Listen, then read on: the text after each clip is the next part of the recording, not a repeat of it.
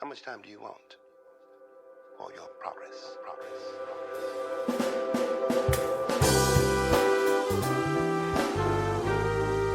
Welcome, welcome, welcome to Clatter Chatter on Things That Matter, the podcast that is intellectually engaging, theologically reflecting, encouraging, sociologically imagining ways in which we can live.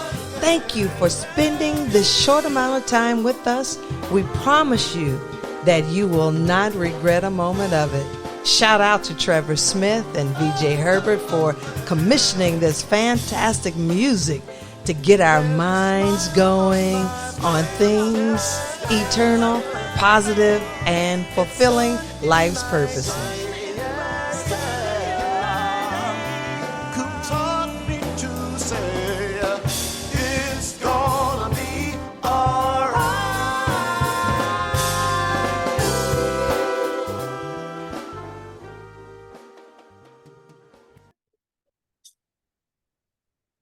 All right, Dr. Hayes, how are you doing today?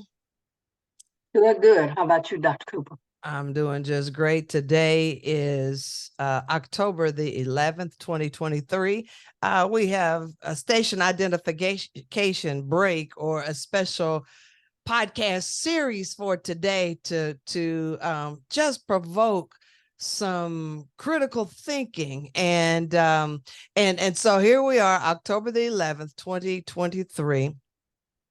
It is, let's just start. So one of the things that I have, as a sociologist, a theosociologist, let me just say this. I'm a theologian, I'm a sociologist, multiplicity of hats. I'm a Negro that know a whole lot, don't know much about anything, but I pay attention. And so I want to talk about propaganda and yellow journalism. These were the tools that this egomaniacal leader used. His name was Hitler. And one of the things, and I'm not opining, but one of the things that I believe that was interesting is that Hitler studied the United States, in such a way that he used the eugenics research of Harvard University professors, and he looked at the subjugation of the enslaved or newly emancipated Negro in the United States to create this system of eradicating or genocide a whole group of people. And we call that the Holocaust. And so here we have, now we're fast forwarding, just giving that to you. And the United States history is so, as this colonized nation that brought on the ways of their oppressors, the colonized nation of the United States, the 13 original colonies of British brought on that system of oppression from what they were under. So those who came on the Mayflower were really your ex-prisoners and your indentured servants, and they were subjected under the tyranny of the monarchy. And so here we are. I'm giving this little background because I know it's a bird walk, but it's going to make sense in a minute. So now we get this where we are today. And one of the things that I do know is that when nations are experiencing, and this is historical, when nations are experiencing economic uncertainty, or there is a disfavorable polling of its leaders, some of the rhetoric that takes place really stems around, let's fight. We got to fight. We got to get this out. Because, if I can maintain my position of power as this incredible machismo leader, exerting all the testosterone that I have in me to say, we're going to play these little war games. If I can just see myself as the savior and the liberator of my people at the expense of the most vulnerable, then I know I can maintain my position. So I say all that to say, everybody now is understanding the statehood of Israel from its historical context from 1947, when President Truman was the president of the United States and parsed out some land, carved out to give Israel a piece of a statehood, if you will. The Jewish nation really wanted Poland as their homestead, but that didn't happen because that kind of upset Hitler a little bit. But anyway, I digress. So here we have now under President Truman in 1947. Then we had this little war that went on in 1948. And then we can successively talk about these wars. But historically, the Gaza Strip has been a disputed territory for thousands of years. Who are the rightful heirs of God's promises? The Abrahamic promises.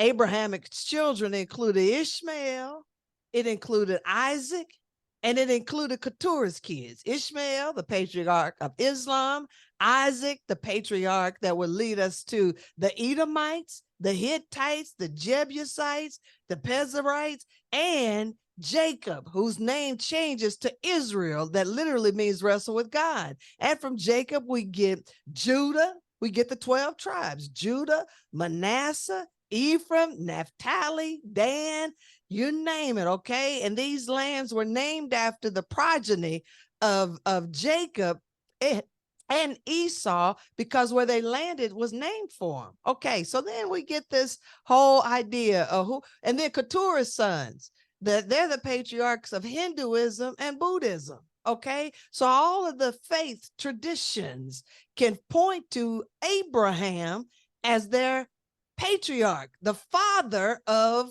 the nations. So everybody's fighting against their double first cousins, their siblings, etc. So it makes no sense. So now we get to this place in 2023. Just a few months ago, Netanyahu, who is the prime minister of Israel, Netanyahu's favorability in the polls in Israel was like hovering around 30%. Okay, so there was an opposition leader. His name was Benny. I can't remember the last name, but anybody listen, they can Google it. The opposition leader named Benny was rising up favorably. So guess what? In May of 2023, there was a 5-day airstrike on the Gaza Strip. There was this bombing of a holy temple. Now, these were not the rules of war when you bomb a holy temple, a mosque, okay? So I'm saying the provocation and the retaliation, if you will. How do we get here? I'm just stating the facts, wanting to look at the history. Did Netanyahu create this? And is Hamas now being demonized? Because Hamas's whole role was to protect the Gaza Strip. Now we got Hezbollah in Lebanon. These two are two different branches of Islam, Sunni Islam and Shia Islam, totally two different branches. And they were protectors of their people and the land. So if I am a leader and I engage in wanting to maintain my position of power, what am I going to do? So how does this make sense with what Hitler did? Here this man comes to power with yellow journalism and propaganda. And people really believe, and I say this in my class when I teach about compassion and altruism, were those who aligned with Hitler seen as effective altruists? Because after all, they were doing what their leader asked them to do. They had no idea, really, in the greater scheme of things, when you're trying to build a national identity, a nation state, you're doing what your leader has asked you to do. You're following the leader, right? So then we saw this play out on January 6th, 2021. Folks were following the leader and still to this day don't even realize that their leader was leading them astray. Now we get to 2023. We have, and I'm not saying anything, I just wonder really what is the story behind the story. And it's so easy for us to vilify a group of people because of our xenophobia, and we don't understand the differences. And so we're gonna say and call all of these people, they're just a bunch of terrorists and their brutality. And Dr. Hayes, I can't for the life of me not Remember the photos that I've seen in the African American Museum of the Smithsonian in DC, and the things that were in textbooks, the stuff that I teach, seeing KKK carved in a man's chest, and watching these lynch mobs have lynching parties after service.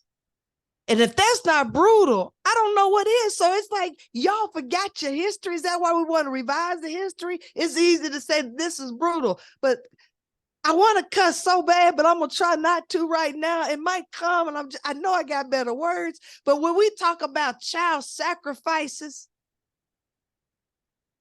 when you can not do anything, when a whole classroom of kids get slaughtered in cold blood, how is that any different than seeing a terrorist group do the same thing?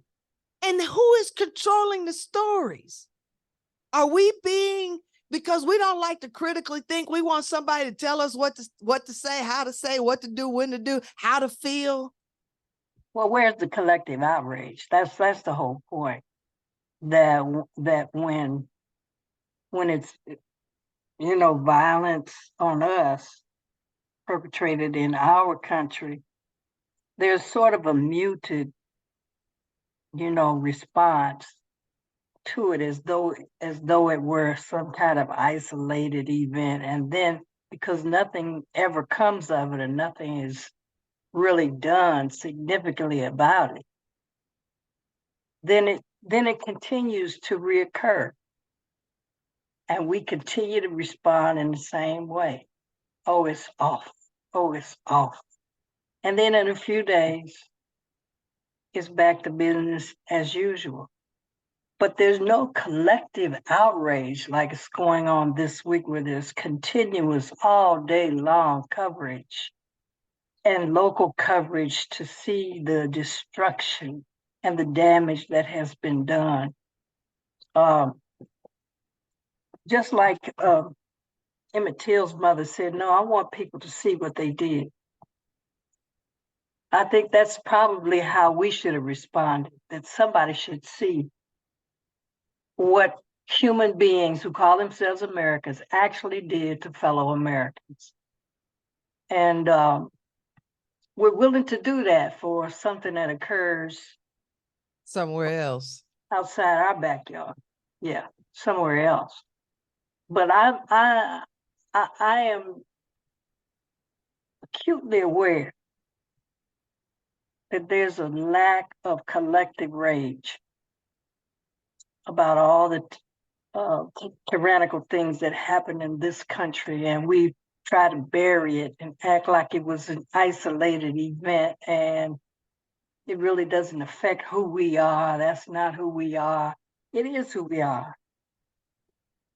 It's part of our collective identity. As you say, it's historical. They didn't have any problem beating and killing people who were brought to this country, not voluntarily, but over the brutality of ships, layer upon layer of human beings, some of whom committed suicide, jumped overboard, others who just toughed it out and finally made it to find that there's only more brutality waiting for them on the shores of America.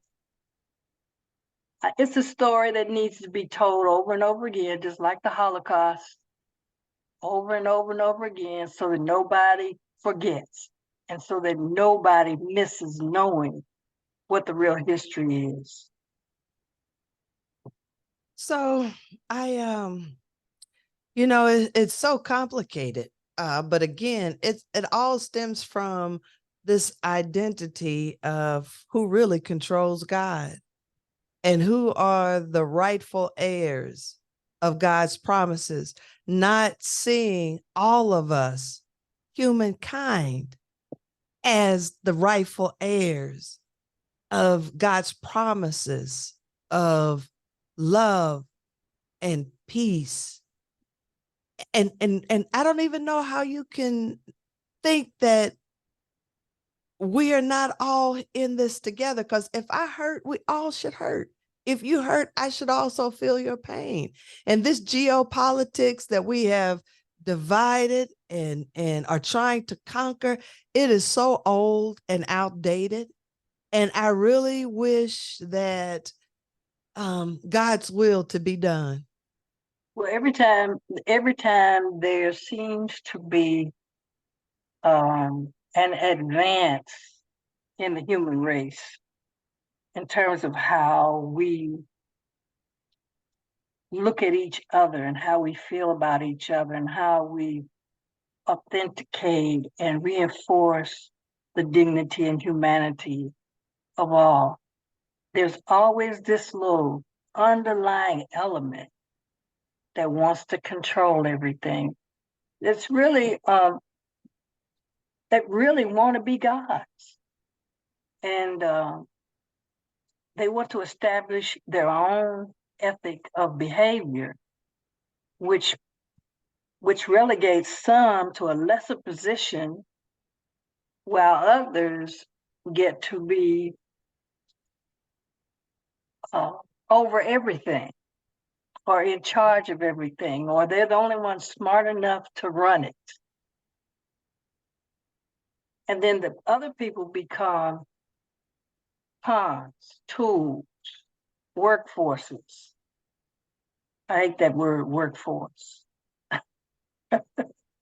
because it is the workforce that puts in the hard labor, makes the sacrifices, creates income and wealth, who never receive their fair share for the work that they have put in.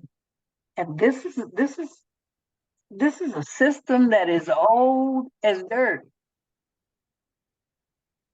If we can manage to fool people into thinking that we're the only ones smart enough to control this thing, and just like you said, become the leaders, then everybody else follows the leader.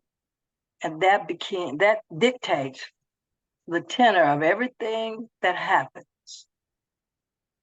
But leadership is ordained of God. So what do we do with this? It's a dilemma, because leadership is in position to enforce the will of God. But the minute somebody reaches that leadership position, they begin to want to be God. And there we have it. And you had mentioned something, and I want to just lean in on your word that you use. It dictates.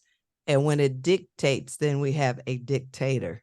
And it negates this whole servant leadership model where there's shared governance, where we come together, and the whole essence of a democracy is the power of people coming together to make a difference for all.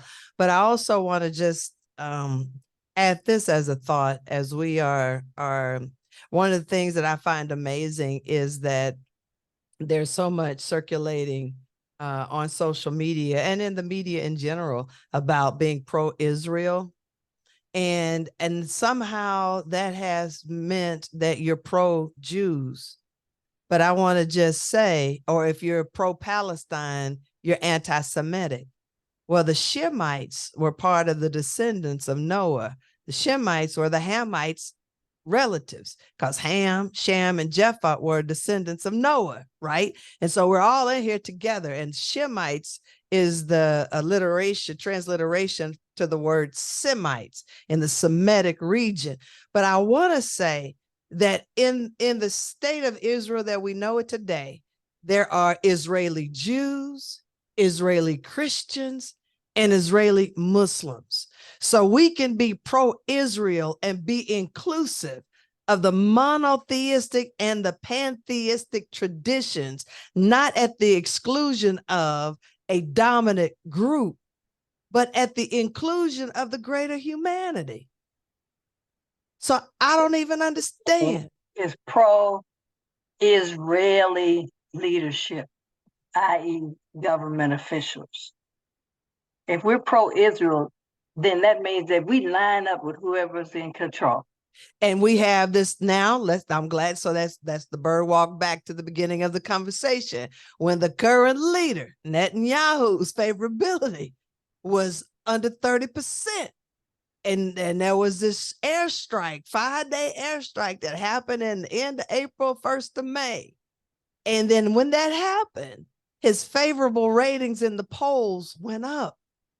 And I just wonder if we've been hoodwinked and bamboozled at the expense of human casualty. I mean, I just remember the Afghan war, the longest war that the United States was in. And when President Biden became president, the first thing he did was pull out of Afghanistan. We didn't have to be there. Now we got this whole, I hope we're not going to engage in this.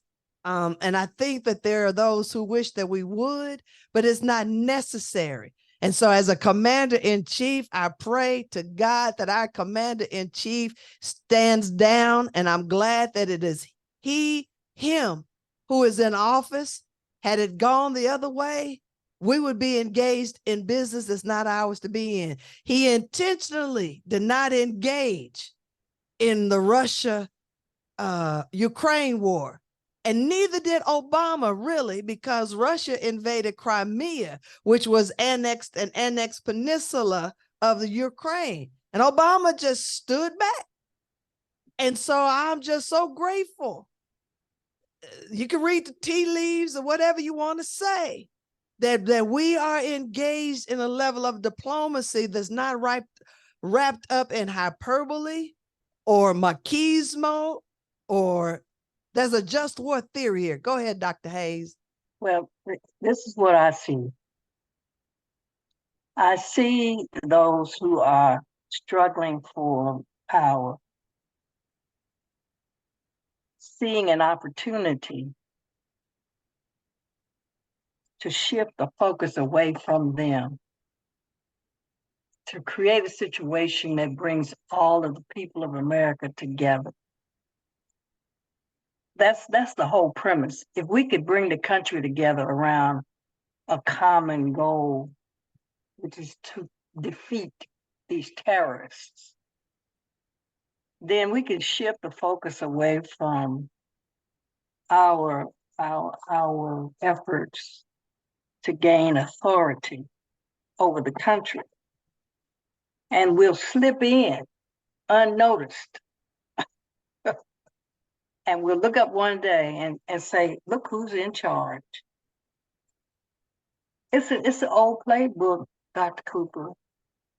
It's nothing new under the sun. And all you need to do is sit back and watch it happen, because that's what's happening. And so it goes, Dr. Hayes. Well, that's all I got. Today, we pray for a better day, Dr. Cooper. I don't want to leave on a negative note. We pray for a better day. If this is truly the age of revelation, then we ought to recognize the pattern of behavior and do what needs to be done to correct the course, because we know where this is headed. And that's the great do.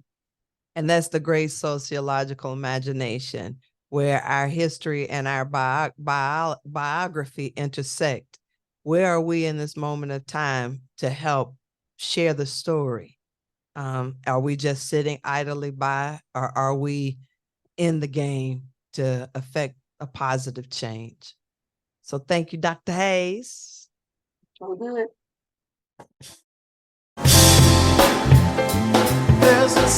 It has been a privilege, a pleasure, and an honor to have you join in with us today.